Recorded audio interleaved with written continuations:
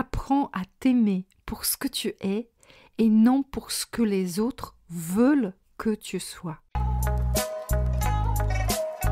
Lâche prise sur le besoin d'approbation.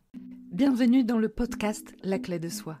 C'est un rendez-vous pour les femmes qui se demandent comment reprendre les rênes de leur vie. Ici, nous abordons tout ce qui bloque notre potentiel, ce qui limite notre audace, ce qui entrave notre épanouissement, mesdames. Je suis Julita, votre guide dans cette aventure de découverte de soi. Chaque semaine, je vous propose des partages inspirants. Je suis également coach en transformation personnelle. J'aide les femmes à trouver leur juste place, à créer une vie remplie de sens. Si vous ressentez le besoin de faire bouger la vôtre, prenez rendez-vous pour me raconter votre histoire à vous. Et si vous êtes prête, on va commencer l'épisode du jour. Et aujourd'hui, je te parle de notre capacité à dire non. Pendant longtemps, je croyais que ma valeur dépendait des services que je rendais aux autres. Je me pliais en quatre pour satisfaire tout le monde. J'étais la bonne copine sur qui on pouvait toujours compter, que ce soit pour prêter une oreille attentive, offrir de l'aide pour un déménagement de dernière minute ou simplement être présente en cas de besoin. Je ne disais jamais non. Je me sentais valorisée par les compliments, rassurée par les remerciements. En réalité, mon estime de moi était tellement basse que je tentais de le remonter en satisfaisant les autres. Quand nous incarnons ce rôle de la sauveuse en rendant service à tout le monde, c'est souvent pour nous valoriser. La reconnaissance des autres comble notre besoin d'amour et d'approbation. Comme beaucoup d'entre vous, je suis tombée dans ce piège. Dans ce fonctionnement, il n'y avait pas de place pour moi. Pendant des années, je n'avais aucune connaissance de moi-même. À l'intérieur, j'étais une boule de frustration, de colère, sans que je comprenne pourquoi. À la moindre désapprobation des autres, je culpabilisais. Cette quête d'approbation m'épuisait. Je me souviens d'un devoir au lycée où il fallait répondre à la question « Sommes-nous ce que nous pensons de nous ou ce que les autres pensent de nous ?» Que répondrais-tu ? Moi, à 16 ans, j'ai répondu sans hésitation que nous sommes ce que les autres pensent de nous. J'étais persuadée que les autres définissent si je suis une bonne ou une mauvaise personne, si j'ai du talent, si je mérite d'être aimée. J'avais horreur du conflit. À la moindre mésentente, je culpabilisais d'avoir blessé, attristé, déçu. Quand quelqu'un me faisait des reproches, tout mon être se paralysait et les larmes coulaient sur mon visage sans que je puisse faire quoi que ce soit. J'étais prête à tout pour ne pas en arriver là.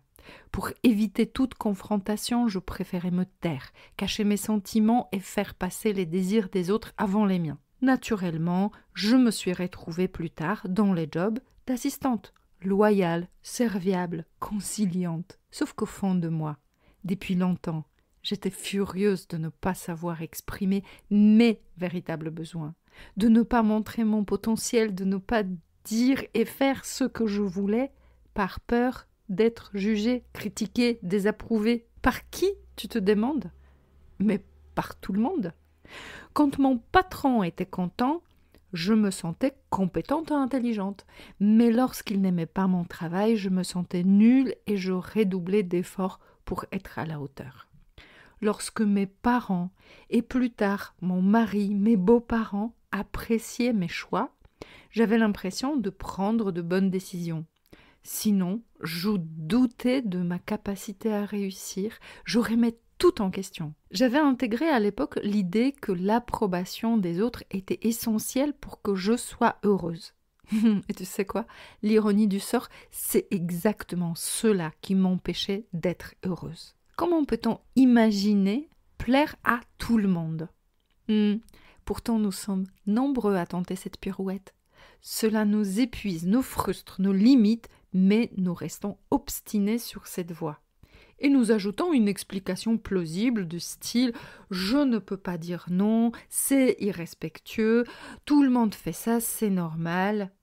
Tu connais la chanson. J'ai mis des années, mais j'ai appris qu'un désaccord est une opportunité pour échanger des points de vue. C'est pas toujours facile.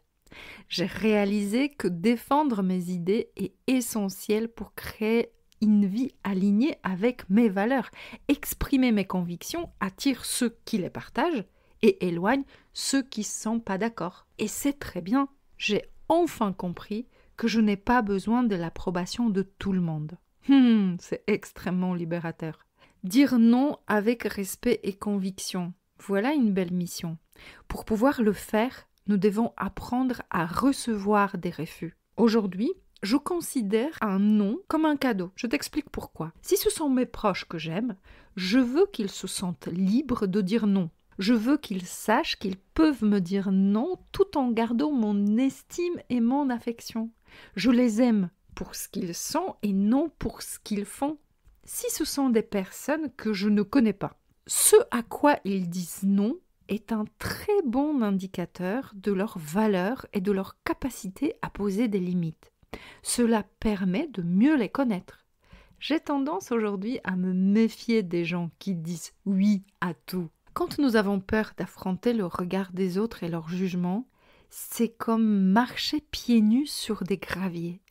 On a peur d'avoir mal à chaque pas. Est-ce que c'est comme ça que tu souhaites vivre ? Quoi qu'on fasse, il y aura des gens qui nous critiqueront. Autant prendre les décisions en fonction de nos envies et nos inspirations. Fais une expérience. Prends ton film préféré, celui que tu adores. Trouve-le sur Allociné. Réellement, fais-le et regarde la quantité des critiques négatives. Lis-les. Je l'ai fait. Mon film préféré, c'est Matrix. Il y a des gens qui lui ont attribué 0 étoile parce qu'ils n'ont pas compris le scénario. Mais comment veux-tu lutter ? Toute chose, aussi géniale soit-elle, plaît à certains et déplaît à d'autres. C'est une réalité universelle que nous devons accepter pour avancer. Si tu arrives à accepter d'être désapprouvé par des gens qui ne sont pas sur la même longueur d'onde que toi, tu te libéreras d'un poids énorme. Cependant, ce n'est pas un exercice facile. Accepter la critique demande du courage et une bonne dose de résilience. Le premier pas dans ce processus est de définir ce qui est important pour toi, ce qui te passionne, ce qui te rend heureux, ce qui donne du sens à ta vie. Pose-toi de bonnes questions. Une fois que tu auras identifié ces valeurs, apprends à dire non, à poser tes limites et à exprimer tes besoins.